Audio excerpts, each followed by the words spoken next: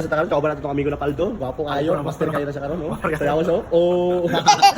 Oye. O kauban mi karon guys. So ang buhaton guys is mamaliga mig manskin pero dili sa karon unya na hapon kay wala na pa may duty.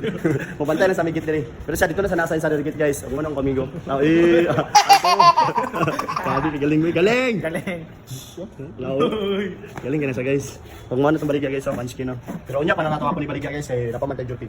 Unsay oras? Plus 11:45 wala. Maligya ta karon. So pagka alas 12:30 pwede na ta mamaligya.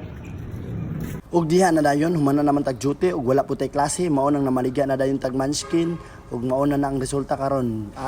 Grabe kayo ang sales stock ni Paldo. Mao si Paldo wala jud nahalinan kay saan naman dili man daw sila mo palit kay busog pa daw sila ug dili pud nato ang ipugson kay kita maligya ra man pud ta. Ang mao ra nato mag sales stock ta ug malitan ta swerte na lang.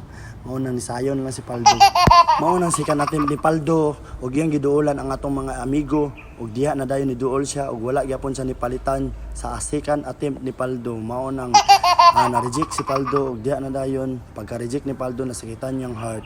Ug nakita dayon nato si sister ug atong gibaligaan ug diha si sister wala ni palit kay ni ana si sister na siya na lang daw ang mamaligya para makatabang sa samua pero ni ana ko na ayaw na. Salamat na lang sa imong tabang sister. Ang importante mabuhay tayong lahat. Ug sa ikatulong nga customer ni Paldo naa na dayon diha na dayon na dadala sa ngisi-ngisi ni Paldo ug nipalit na dayon si Ma'am Nurse kay ganahan daw siya ug lamian daw siya sa atong manskin ug gusto pud niya mo palit. Mao nang nakapalit jud siya ug salamat kaayo kay Ma'am kay suporta siya sa atong gamay nga negosyo. Ug diha dako kayong katawa sa atong Paldo kay tungod nahalinan na daw siya kay naganahan siya ug diha naa man na sa commission na duha ka manskin kay nahalinan man